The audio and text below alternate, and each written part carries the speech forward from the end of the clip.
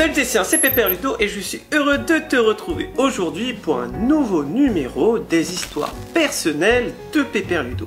Et oui, ça fait un petit moment que j'ai pas fait de format intérieur et comme tu sais, quand c'est l'été, quand les parcs sont ouverts, je privilégie le format extérieur. Mais bon là, comme tu sais, j'ai pas encore mon pass sanitaire. Au moment où la vidéo sort, je l'ai et je suis actuellement dans des parcs en Italie notamment. Donc, si tu veux pas rater ces vidéos, faut s'abonner. Si tu découvres la chaîne, il faut savoir que j'ai travaillé pendant pas mal d'années dans des parcs d'attractions, beaucoup d'années au parc Astérix, j'ai fait un peu la mer de sable et également Babyland. Et quand tu travailles avec des gens, forcément, il t'arrive des trucs. Et c'est le but de ce format, de se marrer un peu, de voir un peu comment l'être humain peut être, et aussi ça permet de voir comment ça se passe quand on travaille dans un parc d'attractions. Pour cette première anecdote, on va parler d'enfants perdus. Je t'en avais déjà parlé lors du précédent épisode qui apparaît là. Et je t'expliquais que, en gros, ça pouvait arriver souvent et ça pouvait durer longtemps. Et là, je vais t'expliquer un cas particulier, car c'était digne d'une enquête policière tellement c'était cocasse. Donc j'étais à l'accueil du parc Astérix, donc c'était, je pense, peut-être ma dernière saison, peut-être 2018, un truc dans le genre. Et j'ai deux enfants assez grands, je pense qu'ils avaient 12, 13, 14 ans, un truc comme ça. Enfin bref, c'était des enfants ados, enfin bref, ce que tu veux. Mais en gros, ils étaient assez autonomes. Et ils viennent me voir pour me dire, voilà, on ne sait pas où sont nos parents, tout ça. Donc on demande le numéro des parents, on essaie de les appeler, bien entendu, ça serait trop facile, ils ne répondent pas. Et comme c'est un numéro qu'ils connaissent pas, on laisse un message, bien entendu. Et les enfants, ils disent, peut-être que si c'est ma sœur qui n'est pas dans le parc, essaie de les appeler, peut-être que ça passera mieux. Du coup, on prévient la sœur, comme ça la sœur elle est au courant, ça rassure un peu les enfants, tout ça. Du coup, là, la sœur elle est un peu paniquée, parce qu'elle est pas là, mais elle peut rien y faire. Du coup, elle essaie de les appeler, tout ça, ça ne marche pas. Enfin bref, on n'arrive pas à joindre les parents. Alors je ne sais pas s'ils avaient leur téléphone sur eux, ou qu'est-ce qui s'est passé, mais enfin bref, ils répondaient pas. Les enfants nous rajoutent en plus, et c'est là que ça devient intéressant et chelou, c'est que ils ont été voir à la voiture si ça se trouve ils étaient juste partis chercher un truc à la voiture, parce que de base je crois qu'ils devaient faire une attraction de leur côté, ils devaient se rejoindre à Pegasus Express, un truc dans le genre, et ils les ont pas vus, ils ont attendu, personne n'était là, bref ils ont dû pas se croiser, et puis voilà, du coup ils ont été à la voiture, ils se sont dit peut-être qu'ils sont à la voiture, sauf que le problème, et oui bien qu'il y a un problème, c'est que la voiture n'est plus là, voilà. Donc du coup, les enfants paniquaient de se dire, les parents ils sont partis sans nous. Mais quand je te dis ça, c'était genre dans l'après-midi, hein, c'était pas le soir, c'était pas un horaire de partir, donc c'était vraiment bizarre. Du coup, avec mes collègues, on se dit, peut-être tout simplement, je sais pas, ils sont partis faire des courses, je sais pas, c'est chelou, mais ils sont peut-être partis faire des courses. On leur demande, est-ce que vous allez pas dormir dans un hôtel pas loin, qu'est-ce que vous faites ce soir, et ils nous disent, on va dormir dans un hôtel, pas les hôtels du parc, un hôtel pas loin apparemment. Du coup, on leur demande le nom de l'hôtel, bien entendu, ils ne l'ont pas. Du coup, ce qu'on fait, c'est qu'on prend leur nom et on essaye d'avoir les hôtels à proximité. Donc, on a appelé, je pense, la zone de Saint-Witz, parce que généralement, c'est là où les gens vont. C'est une zone hôtelière avec des restaurants, tout ça. Donc, si tu veux dormir pas très loin du parc, tu as la zone de Saint-Witz. Mais cependant, je te conseille plus Senlis. Ok, il y a un péage, tu rajoutes 4 €, mais la ville de Senlis est très belle à visiter, donc ça peut te faire une petite promenade le soir, sympathique. C'était la petite parenthèse conseil de Pépère Ludo. Et du coup, on appelle les hôtels, on dit est-ce que vous avez monsieur ou madame machin? J'ai l'impression d'être dans les visiteurs à Jacouille, mais c'est machin. Et on appelle les hôtels et personne à ce nom-là dans les hôtels qu'on a appelés. Donc ça commence à devenir un peu pénible parce que ça dure dans le temps, on sait pas trop quoi faire. Donc du coup, on reprévient la sœur, on essaie de rappeler, bref. Ça dure un certain temps, ça a bien duré 1 heure, facile, je dirais, cette histoire-là. Jusqu'à ce que les parents viennent à l'accueil ou répondent à l'appel. Je ne sais plus, je n'ai plus la précision. Mais en tout cas, ils arrivent à l'accueil, et figure-toi que pourquoi la voiture n'était plus à sa place, parce que bien sûr on a dit aux enfants, peut-être qu'ils se sont trompés. Non, ils ont bien été au bon endroit. Mais le papa a dit, il fait chaud, on va aller mettre la voiture à l'ombre. Non mais genre, le gars, il est dans un parc, sa préoccupation c'est que sa voiture soit à l'ombre. Chacun ses trucs, mais bon bref, fait que ça a fait peur aux enfants, nous on était paniqués, la sœur à distance était paniquée, et tout ça pour une histoire d'ombre.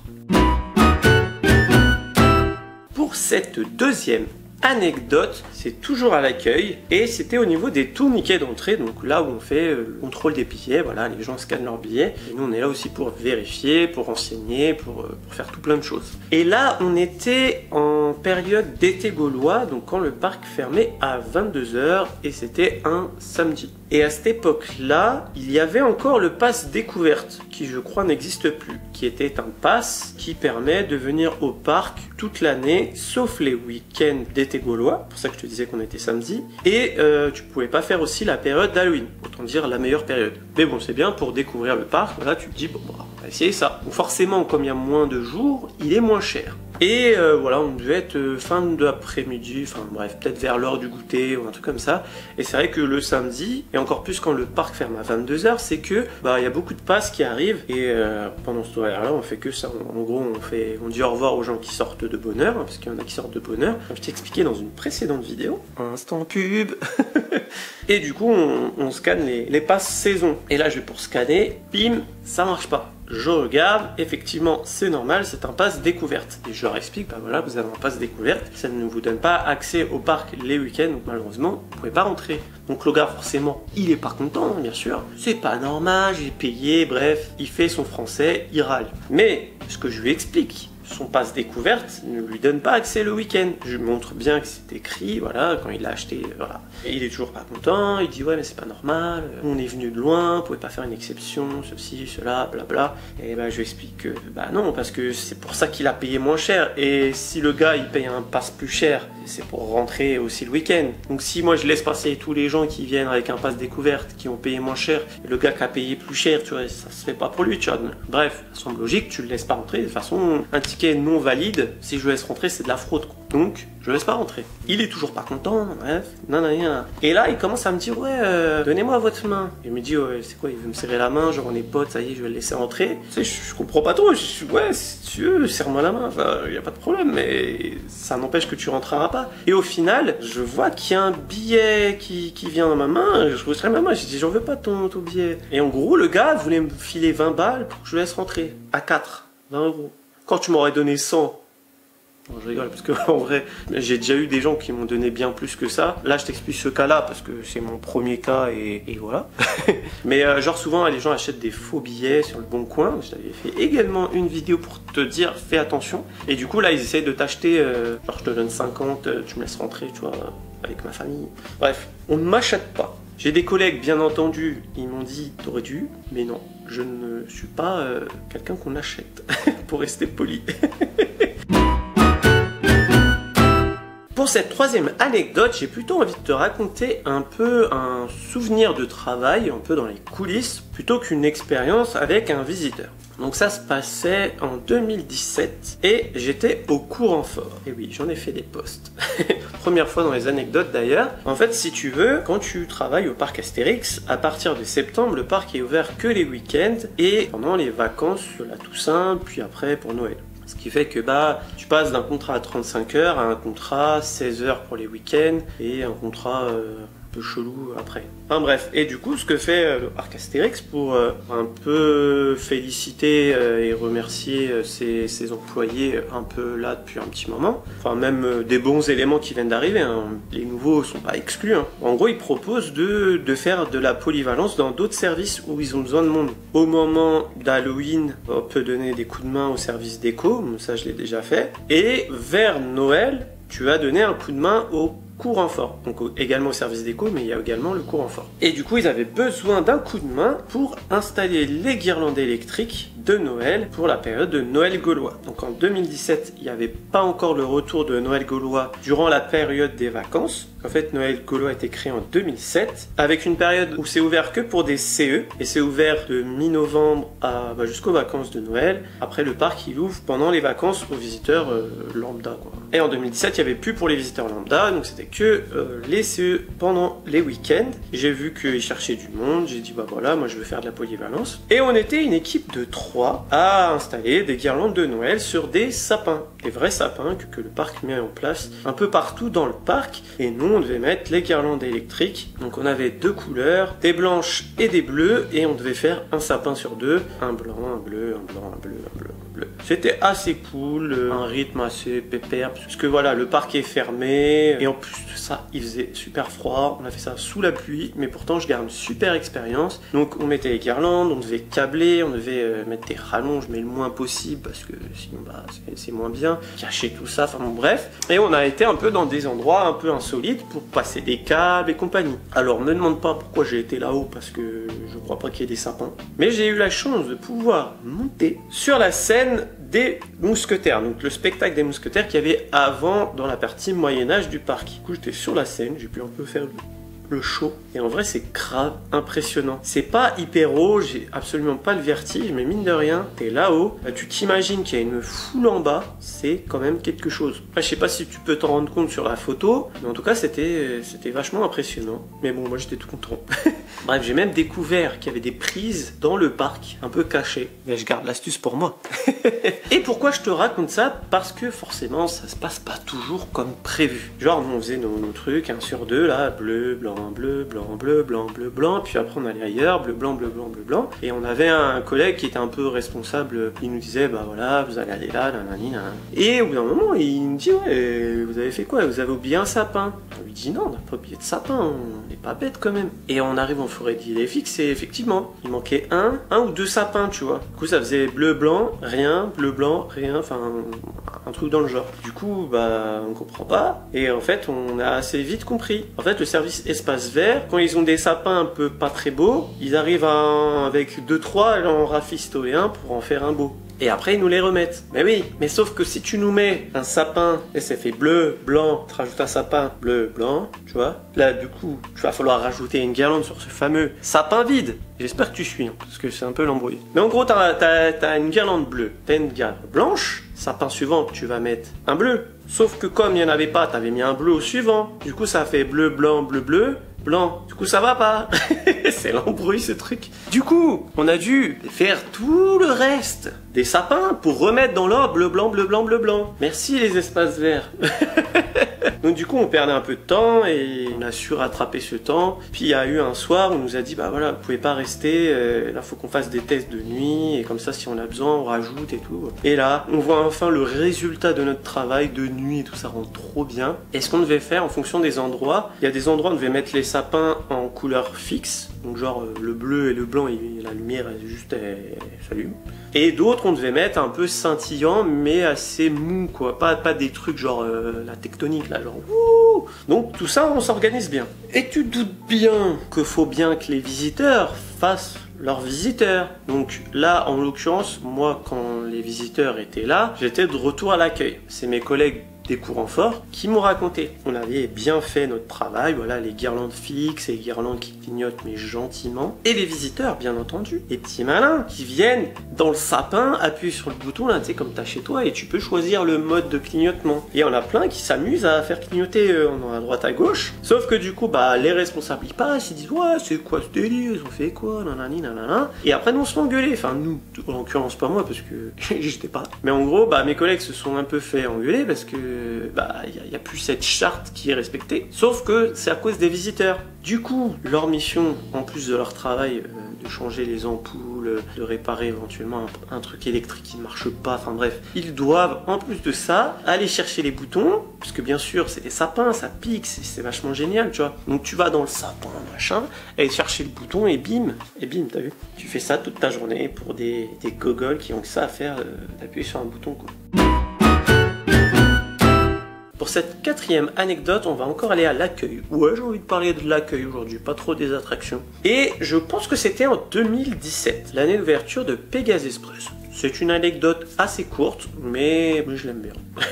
En gros, j'étais à l'accueil. C'était un jour où le parc devait fermer tard parce qu'il faisait nuit. J'étais seul à l'accueil, c'était vers la fin. Et j'ai quelqu'un qui vient me voir. Il fait ouais, voilà, j'aimerais savoir s'il n'y a pas des goodies pour les fans, des trucs de collection, des trucs qu'on ne pourrait pas trouver ailleurs, qu'on ne trouve pas dans les boutiques. Je lui dis bah non, tu sais, il y a le badge anniversaire. Et encore, je sais même pas s'il était déjà en place à ce moment-là. Que le badge anniversaire, si tu viens le jour de ton anniversaire Astérix, tu peux avoir un badge anniversaire, tu le mets sur toi et du coup les opérateurs se souhaitent bon anniversaire, c'est gratuit et c'est un peu grâce à moi, hein, je vais pas me jeter des fleurs, mais je l'avais proposé à ma responsable et ça s'est mis en place. Coïncidence, je ne sais pas, en tout cas, il est là. Je sais pas s'il était là, mais bon, bref, ça l'intéressait pas.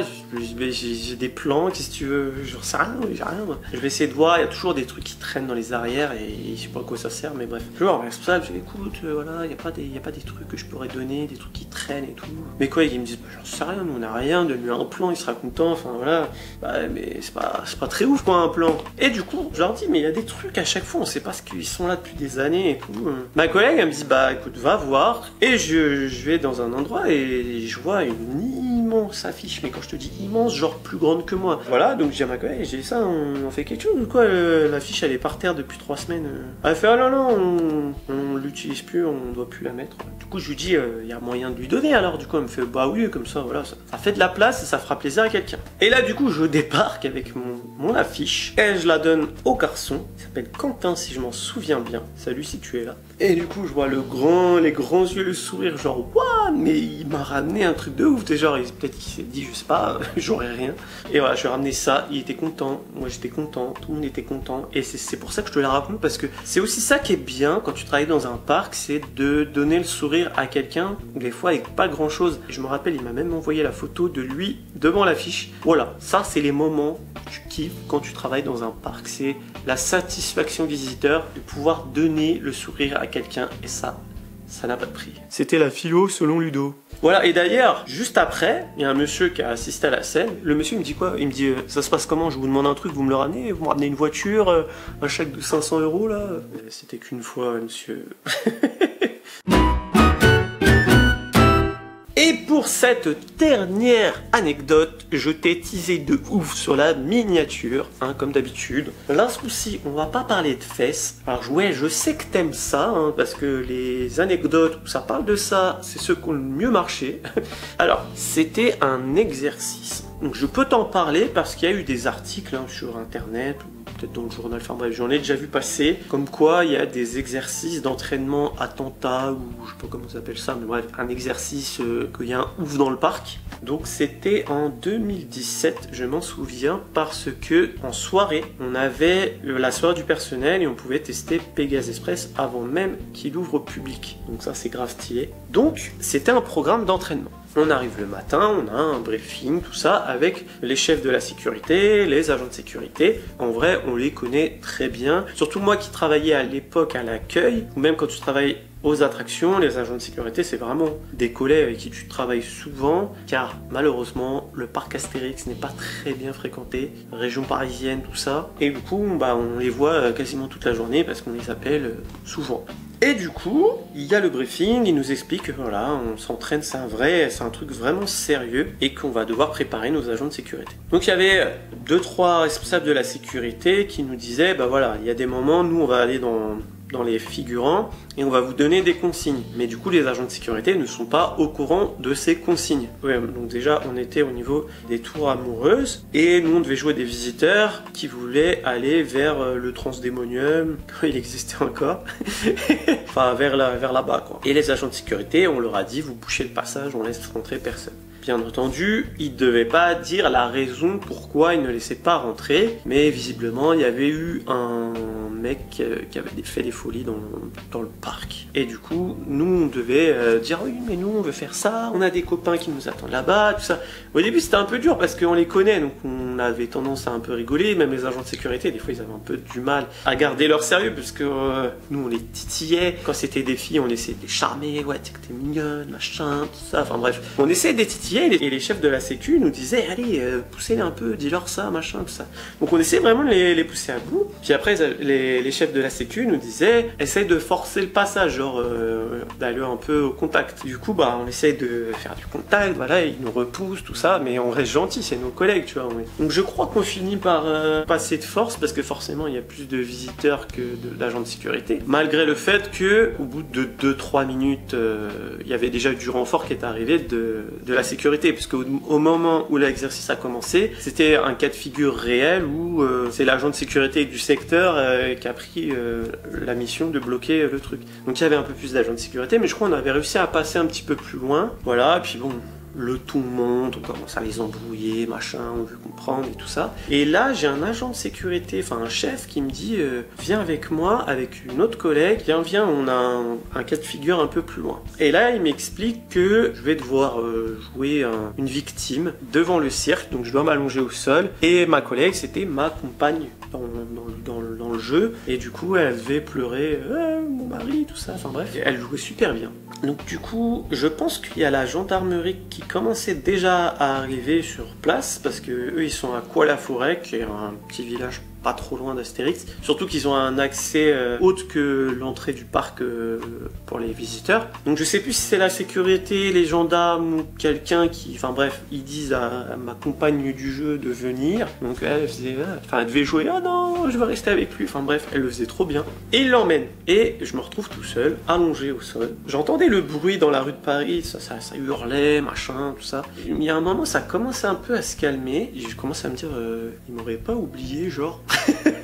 Tu sais, t'es là depuis 5 minutes allongé par terre. Bon, j'étais bien, tu vois, j'ai fini ma nuit, on va dire, mais je suis tout seul, ça a l'air bien. Et là, je commence à me redresser un peu pour regarder ce qui se passe autour de moi. Quand je vois le GIGN, l'abri, le raid, ou je sais pas, enfin je suis pas un spécialiste, des policiers, comme dans les films, là, arrivaient à longer le mur. Donc ils arrivaient de la guinguette, là ils longeaient la grille, là, à côté de la maison de la peur et tout. Et ils étaient d'accord, leurs armes et tout, à allonger les murs, à regarder de tous les côtés et tout. C'est là, wow, le délire.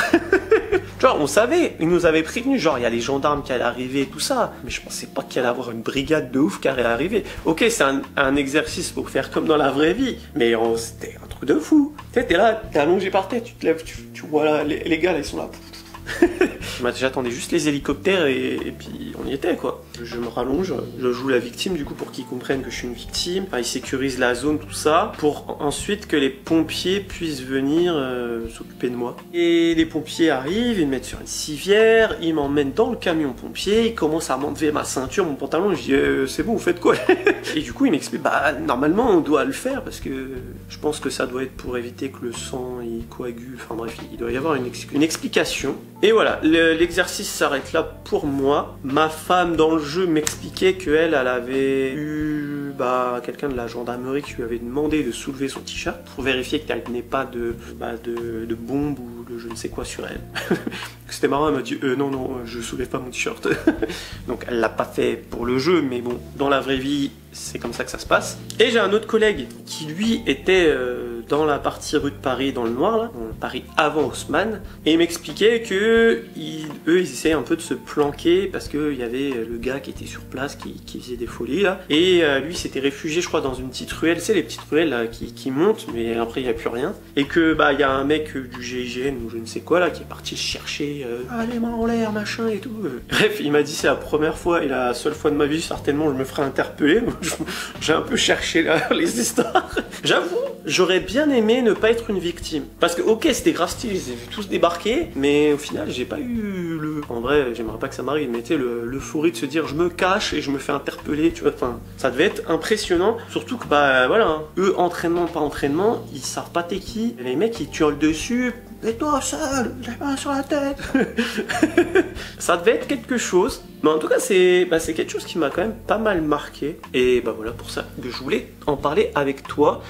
Donc voilà, ce nouvel épisode des histoires personnelles de Pépère Ludo se termine. Dis-moi dans les commentaires ce que t'en as pensé et quelle est ton anecdote préférée. Si toi t'as travaillé dans un parc d'attractions et il t'est arrivé des choses, n'hésite pas à me les raconter. Ça pourra peut-être me faire rire. Et qui sait, on va pouvoir me remémorer des anecdotes qui me sont passées et que j'ai pas encore notées dans mon bloc-notes. N'hésite pas également d'aller faire un tour sur la boutique, en plus il y a des nouveaux produits qui arrivent. N'oublie pas également de me rejoindre sur Twitch, donc Twitch et des lives, et on s'amuse plusieurs fois par semaine à parler des parcs ou pas des parcs. Si tu as aimé la vidéo, n'oublie pas de la liker, ça fait toujours plaisir et ça fait vivre la chaîne. Si tu découvres la chaîne grâce à cette vidéo, n'oublie pas de t'abonner juste en dessous, il y a un petit bouton. Ici on parle des parcs d'attractions et tout ce qui est lié au divertissement toutes les semaines. Sur ce, il me reste plus qu'à te faire des bisous. Et bim!